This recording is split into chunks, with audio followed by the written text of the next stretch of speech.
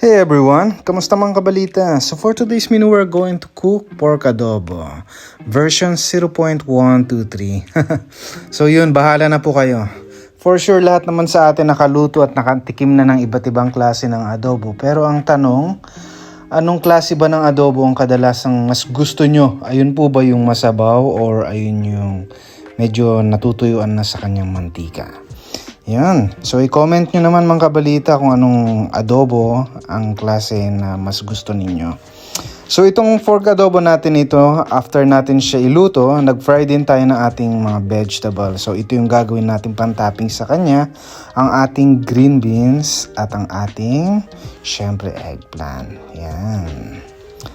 So, mga kabalita, kung hindi pa kayo kumakain, syempre, tara na, inanyayan ko kayo lahat tayo kumain ng ating pork adobo for today and enjoy!